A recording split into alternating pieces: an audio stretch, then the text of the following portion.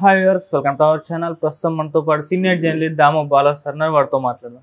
నమస్కారం సార్. చంద్రబాబు నాయుడు గారు అండ్ మోదీ గారు నిన్న భేటీ అవ్వడం జరిగింది సార్. అయితే ఈ భేటీల్లో మోదీ గారు చంద్రబాబు గారికి అమరావతి నిర్మాణం తాత్కాలికంగా ఆపేయాలని, ఇతర సిటీస్ పైన దృష్టి పెట్టాలని చెప్పినట్టుగా వార్తలు వస్తున్నాయి సార్. అందుకే అమరావతి కోసం అసలు ఎటువంటి ఫండ్స్ కూడా రిలీజ్ చేయలేదు. అయితే ఈ విధంగా మోదీ గారు ఎందుకు అమరావతిని అడ్డుకుంటున్నారు? దీని వెనుక పవన్ కళ్యాణ్ గారు ఏమైనా ఉన్నారా? అంటే పవన్ కళ్యాణ్ గారికి కూడా అమరావతి నిర్మాణం ఇష్టం లేదు అన్న వార్తలు అయితే వినిపించాయి. మీరేం చెప్తారు సార్ దీని గురించి? ఇప్పుడు యాక్చువల్గా పవన్ కళ్యాణ్ గతంలో అనంతపూర్లో మాట్లాడాడు. నవంబర్ 10, 2016న ఆయన అనంతపూర్లో మాట్లాడుతూ అమరావతి అనేది ఒక కులం కోసం జరుగుతున్న క్యాపిటల్ సిటీ, అంతేగా వేరే కులాల వాళ్ళకి అక్కడ స్థానం లేదు, అక్కడ ఉండలేరు అని ఆయన మాట్లాడాడు. ఆ వీడియో ఇప్పుడు విపరీతంగా వైసీపీ వైరల్ చేస్తుంది.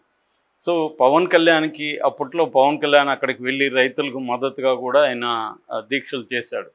సో క్లియర్గా పవన్ కళ్యాణ్కి ఇది ఇష్టం లేదు అనే ఒక వాదన ఇప్పుడు తెర ముందుకు వచ్చింది. దీనికి కారణం ఏంటంటే చంద్రబాబు దీని మీద ఒక శ్వేతపత్రం రిలీజ్ చేయడం, అట్లాగే దీని మీద అభివృద్ధి చేయబోతున్నా అని చెప్పడం, అనేక సంస్థలు కేంద్ర సంస్థలు వస్తున్నాయనేది ఆల్రెడీ తెలుగుదేశం మీడియా రాస్తున్నారు. పెద్ద ఎత్తున అమరావతి అభివృద్ధి అయిపోబోతుంది అన్నట్టుగా ఒక కలరింగ్ ఇస్తున్నారు. చంద్రబాబు కూడా మొన్న మాట్లాడుతూ సింగపూర్కు చెందిన సుబర్ణ జురాంగ్ అనే ఒక సంస్థ ఆల్రెడీ 3 రకాల ప్లాన్స్ ఇచ్చిందని, 9 రకాల దీంట్లో విజన్ 9 రకాలైన విభాగాలు అమరావతిలో రాబోతున్నాయని ఆయన చెప్పాడు. అందులో గవర్నమెంట్ విభాగం, health, finance, sports, electronics, justice, tourism, knowledge, shopping, ఇవన్నీ 9 రకాల విభాగాలు అమరావతిలోకి రాబోతున్నాయి సో అని ఆయన చెప్పారు. ఆల్రెడీ గతంలో ఎట్లయితే మనకు ఒక పిక్చర్ ఇచ్చారో అమరావతి సూపర్ సిటీగా మార్చేయబోతున్నాం, ఇట్లా డెవలప్మెంట్ ఉండబోతుంది, గ్రాఫిక్స్ ఏ సంస్థలు వస్తున్నాయి, ఇవన్నీ ఎట్లా చెప్పారు. ఇప్పుడు కూడా అదే స్టార్ట్ అయింది. దీనికి కౌంటర్గా వైసీపీ వేరే వాళ్ళని రంగంలోకి పట్టుకొస్తుంది. అలాగా వాళ్ళు ఇప్పుడు పవన్ కళ్యాణ్ పట్టుకొస్తున్నారు. పవన్ కళ్యాణ్కి ఇది ఇష్టం లేదు అని. ఎందుకంటే పవన్ కళ్యాణ్ ముందు నుంచి కూడా ఆయనకి ఎన్విరాన్మెంట్ అంటే ఇష్టం. ఆయన ఎన్విరాన్మెంట్ శాఖ కూడా తీసుకున్నాడు. ఎన్విరాన్మెంటు, వ్యవసాయం నాకు ఇష్టం కాబట్టి నేను ఈ శాఖలు తీసుకున్నానని కూడా ఆయన చెప్పాడు. అందుకని ఇది ఎన్విరాన్మెంట్ ఫ్రెండ్లీ కాదు ఈ సిటీ. ఇది ఎన్విరాన్మెంట్కి అతిపెద్ద దెబ్బ తగులుతుంది ఈ సిటీ వల్ల. దానివల్ల ప్రజలు పెద్ద ఎత్తున రేపొద్దున ప్రాణ నష్టం కావచ్చు, లేకపోతే వాళ్ళ లైవ్లీహుడ్లు కోల్పోవడం కావచ్చు, ఇవన్నీ జరుగుతాయి అనేది పవన్ కళ్యాణ్ భావిస్తున్నట్టుగా చెబుతున్నారు. అందుకనే నిన్న మనం ఒక టాపిక్లో చెప్పుకున్నట్టుగా బొలిశెట్టి సత్యనారాయణ మనకి జనసేన స్పోక్స్ పర్సన్, ఆయన దాదాపు అన్ని టీవీ ఛానల్లో నిరంతరం మాట్లాడుతుంటారు. ఆయన ముందు నుంచి కూడా తను ఎన్విరాన్మెంటలిస్ట్గా ఆయన ప్రకటించాడు. ఈవెన్ ఆయన ఎక్స్పీజీలో కూడా ఆయన ప్రొఫైల్లో చూసినప్పుడు ఎన్విరాన్మెంటల్ కన్జర్వేషన్ అని పెట్టుకున్నాడు అక్కడ. సో ఆయన ఎప్పటి నుంచో ఉన్నాడు. ఆయన ఇక్కడే కాదు, యాక్చువల్గా దేశవ్యాప్తంగా కూడా ఆయన ఒక టీంలో ఉంటాడు. అదేంటంటే రోమీ కోస్లా అనే ఒక ఆర్కిటెక్టు, విక్రమ్ సోని అనే ఒక ఫిజిసిస్టు, తర్వాత బొలిశెట్టి సత్యనారాయణ, వీళ్ళు ఒక టీంగా ఏర్పడి 2014 నుంచి కూడా వీళ్ళు పనిచేస్తున్నారు. వీళ్ళ థియరీ ఏంటంటే ఏషియన్ డెవలప్మెంట్లో, అర్బన్ డెవలప్మెంట్లో ప్రధానంగా ఈ కైండ్ ఆఫ్ మోడల్ ఏదైతే ఉందో, ఈ మెగా సిటీసు ఈ మోడల్ ఏదైతే ఉందో ఇది ఎన్విరాన్మెంట్కి అతి ఘోరంగా దెబ్బ తగులుతుంది, అట్లాగే గ్లోబల్ వార్మింగ్ పెరుగుతుంది అనేది ఇది. దానికి కౌంటర్గా వాళ్ళు ఏంటంటే నేచురల్ సిటీ పేరుతో ఒక కాన్సెప్ట్ని తీసుకొచ్చారు. అమరావతి మీద కూడా నేచురల్ సిటీ అమరావతి అనే ఒక బుక్లెట్ కూడా ఇంగ్లీష్లో తెలుగులో తీసుకొచ్చారు వాళ్ళు. సో ఈ క్రమంలో బొలిశెట్టి సత్యనారాయణ ఆర్గ్యుమెంట్స్ ఏంటంటే ఇది కృష్ణా నది చుట్టూ ఈ బిల్డింగ్స్ కడుతున్నారు. దేని మీద కడుతున్నారు? ఈ ఫ్లడ్ ప్లెయిన్స్ అనే దాని మీద కడుతున్నారు. అంటే ఫ్లడ్ వచ్చిన తర్వాత ప్లెయిన్ ఏర్పడుతుందా, ఆ ప్లెయిన్స్ మీద కడుతున్నారు. మామూలుగా నది ఏం చేస్తుందంటే నది పక్కన ఉన్న సిటీస్కి అంతా ఈ ప్రాబ్లమ్స్ ఉంటాయి. నది తన వరదలు మాన్సూన్స్ వచ్చినప్పుడు ఫ్లడ్స్ వస్తాయి. ఫ్లడ్స్ వచ్చినప్పుడు ఆ నీళ్లు మురికినంత తీసుకొచ్చేసి క్లీన్ చేస్తుంది. సో ఆ క్లీన్ చేయడం వల్ల ఏమవుతుందంటే ground water, soil water, surface water, ఈ 3 రకాల వాటర్స్ అనేవి రిచ్గా డెవలప్ అవుతాయి. అట్లా కృష్ణాకి సౌత్ అండ్ ఈ దీంట్లో నార్త్లో ఈ డెవలప్మెంట్ అనేది ఉంది.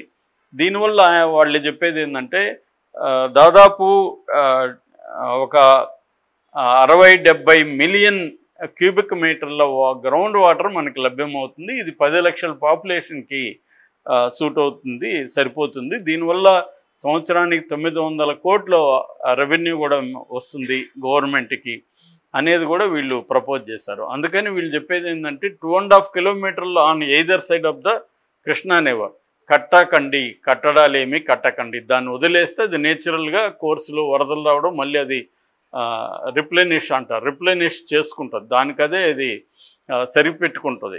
ఇప్పుడు నువ్వు దాన్ని డిస్టర్బ్ చేస్తే ఆ ఎకోసిస్టమ్ని సిటీకి ఇబ్బందులు అని చెప్పి వాళ్ళు ఒక లిస్ట్ కూడా చెప్పారు. ప్రపంచంలో ఇటువంటి సిటీస్ ఏ ఇబ్బందులు ఎదుర్కొంటుంది. ఫర్ ఎగ్జాంపుల్ మయన్మార్ దేశంలో నేపిడా సిటీ కానీ, మలేషియాలో పుత్రజయ కానీ, ఆస్ట్రేలియాలో కాన్బెర్రీ కానీ, కజకిస్తాన్లో ఆస్తానా కానీ, టాంజానియాలో డాడోమా కానీ, ఇవన్నీ కూడా ఇట్లా ఏర్పడిన సిటీలే. అవి అనేక ఇబ్బందుల్లో ఉన్నారు ప్రజలు, అక్కడ అనేక ఇబ్బందులు ఎదుర్కొంటున్నారు. ఇటీవల కూడా మనం చూసాం, ఇండియాలో కూడా యమునా నదిలో ఎట్లా వరదలు వచ్చాయో మనం చూసాము. అట్లాగే ఉత్తరాఖండ్లో కూడా రీసెంట్గా వరదలు వచ్చాయి. అంతకుముందు కూడా చెన్నైలో అడయార్ కానీ కోమ్ రివర్, ఈ 2 రివర్స్ వల్ల ఎంత అతలకుతలమైందో చెన్నై 6 నెలల పాటు చూసాము. అట్లాగే మైతి అని బాంబేలో కెనాల్ బెల్ట్ అంతా కూడా దెబ్బతినింది.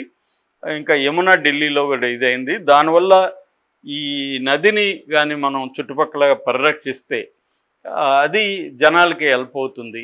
అందుకని దీనికి దూరంగా నిర్మించండి. రెండోది మెగా బిల్డింగ్స్, మెగా కన్స్ట్రక్షన్స్ నిర్మించకండి.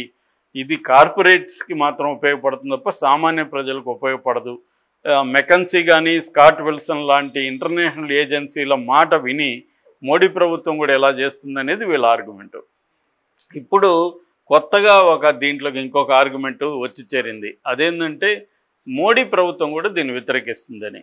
ఎందుకంటే ఈ సూపర్ సిటీ అనే కాన్సెప్టే రాంగ్ అనేది మోడీ ప్రభుత్వం కూడా చెప్తుందని. ఇప్పటి వరకు ఏంటంటే మొత్తంగా 25,398 మంది రైతుల దగ్గర 34,281 ఎకరాలు తీసుకున్నారు. 15,000 ఎకరాలు తిరిగి మళ్ళీ ఇవ్వాలి రైతులకి. దానివల్ల దాదాపు 1 ఎకరా 20 కోట్ల లెక్కన వేసుకుంటే దాదాపు 3 లక్షల కోట్లు చెల్లించాల్సి ఉంటుంది రైతులకి. సో ఇది వేస్ట్ కదా. అదే ప్రభుత్వ భూమి బోల్డ్ ఉంది గుంటూరు చుట్టుపక్కల, అక్కడ కడితే మీకు ఈ 3 లక్షల కోట్లు మిగులుతుంది. ఈ 3 లక్షల కోట్లు డెవలప్మెంట్కి వాడచ్చు. రెండోది ఇప్పుడు ఈ 29 విలేజ్ల ఏరియా ఏదైతే ఉంది ఇది రైస్ బౌల్ ఏరియా, అంటే బ్రహ్మాండంగా పండే ఏరియా. దాదాపు 120 రకాల పంటలు పండిస్తున్నారు. సంవత్సరానికి 1000 కోట్ల డబ్బులు వస్తున్నాయి. రెండోది ఏంటంటే చంద్రబాబు అభివృద్ధి ఈ అమరావతి పేరుతో గతంలో ఏమీ ఖర్చు పెట్టలేదు. 5,674 కోట్లు మాత్రమే ఆయన 5 ఏళ్లలో ఖర్చు పెట్టాడు.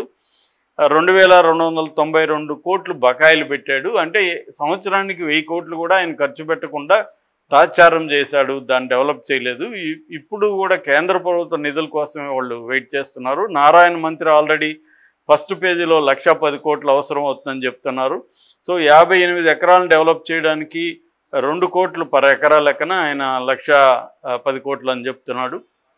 కాబట్టి ఇంత డబ్బులు 3 దశల్లో లెక్కేసుకుంటే ఇలాగా 2-3 లక్షల కోట్లు ఖర్చు అవుతుంది. అంత డబ్బులు ఒకే దగ్గర పెట్టి మళ్ళీ హైదరాబాద్ లాగా ఇక్కడ కూడా ఒకే నగరాన్ని నిర్మించడం కరెక్ట్ కాదు. ఆల్రెడీ స్మార్ట్ సిటీస్ ఉన్నాయి, కాన్సెప్ట్ స్టార్ట్ చేశారు బీజేపీ వాళ్ళు. కాకినాడ కావచ్చు, వైజాగ్ కావచ్చు, తిరుపతి కావచ్చు, ఇలాగా. సో దీన్ని డెవలప్ చేయాలి అంటే సమగ్రమైన అభివృద్ధి చేయాలి. ఒకే దగ్గర పెద్ద సిటీని అవసరం లేదు. గవర్నమెంట్కి కావాల్సిన భవనాలు అవి కట్టుకుంటే చాలు. మిగతావి ఎక్కడెక్కడ ఫర్ ఎగ్జాంపుల్ తిరుపతి, హిందూపూర్ ఈ 2 కూడా ఎలక్ట్రానిక్ సిటీస్గా డెవలప్ చేయొచ్చు. ఎందుకంటే బెంగళూరు హిందూపూర్కి దగ్గరగా ఉంటుంది, తిరుపతికి బెంగళూరు, చెన్నై దగ్గరగా ఉంటుంది. అట్లాగే పారిశ్రామిక నగరంగా ఎకనామిక్ క్యాపిటల్గా వైజాగ్ని చేయొచ్చు. అది చాలా నగరాలకు దగ్గరగా ఉంటుంది. అది 100 ప్రపంచంలోనే 100 బెస్ట్ సిటీస్లో వైజాగ్ కూడా ఉంది. అట్లాగే 100 రకాల గవర్నమెంట్ కంపెనీస్ ఆల్రెడీ ఉన్నాయి. 1,00,000 మంది ఉద్యోగులు అక్కడ పనిచేస్తున్నారు. కాబట్టి దాన్ని డెవలప్ చేయొచ్చు. ఇలాగ మల్టీ డెవలప్మెంట్ ప్లాన్లో ఉండాలి తప్ప మళ్ళీ చంద్రబాబు ఇదే తప్పు చేస్తున్నాడు అనేది మోడీకి ఉన్న అండర్స్టాండింగ్ అని చెప్తున్నారు. అందుకని కేంద్రం దీన్ని ఏ రకంగా కూడా సపోర్ట్ చేయకూడదు, దీనికి ఫండ్స్ ఇవ్వకూడదు అనేది కూడా మోడీ ఆలోచిస్తున్నట్టు చెప్తున్నారు. అయితే దీని వెనక పవన్ కళ్యాణ్ ప్రెజర్ కూడా ఉంది మోడీ వైపు అనేది కూడా ఒక వాదన. రెండో వాదన ఏంటంటే చంద్రబాబుని కంప్లీట్గా మనం సపోర్ట్ చేసి చంద్రబాబు మనం సపోర్ట్ చేయడం వల్ల అక్కడ బలపడిపోతాడు ఆంధ్రప్రదేశ్లో, అది రేపు మనకు డేంజరు అనేది పవన్ కళ్యాణ్ మోడీ ఆలోచిస్తున్నారు అనేది చెప్తున్నారు. ఎందుకంటే మోడీ ప్లాన్ ఏంటంటే రేపు తెలుగుదేశాన్ని తొక్కేసి, ఎట్లాగో జగన్ వీక్ అయిపోయాడు కాబట్టి తెలుగుదేశాన్ని తొక్కేసి మన పవన్ కళ్యాణ్ సపోర్ట్తో కమ్మ కాపు కాంబినేషన్ అంటే జూనియర్ ఎన్టీఆర్ని తీసుకురావడం, తర్వాత పురంధేశ్వరి ఉంది ఆల్రెడీ. సో ఈ కమ్మ కాపు కాంబినేషన్తో బీజేపీ అక్కడ స్థిరపడాలనేది లాంగ్ టర్మ్ ప్లాన్ బీజేపీకి. సో అందువల్ల చంద్రబాబుని ఇప్పుడు మనం ఫండ్స్ ఇచ్చి చంద్రబాబుకి అమరావతిని డెవలప్ చేయించి పోలవరం పూర్తి చేస్తే చంద్రబాబు అండ్ లోకేష్ స్థిరపడిపోతారు.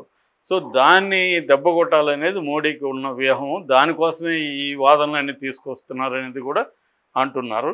మరి ఏం జరుగుతుందని చూడాలి. Okay sir, thank you so much sir.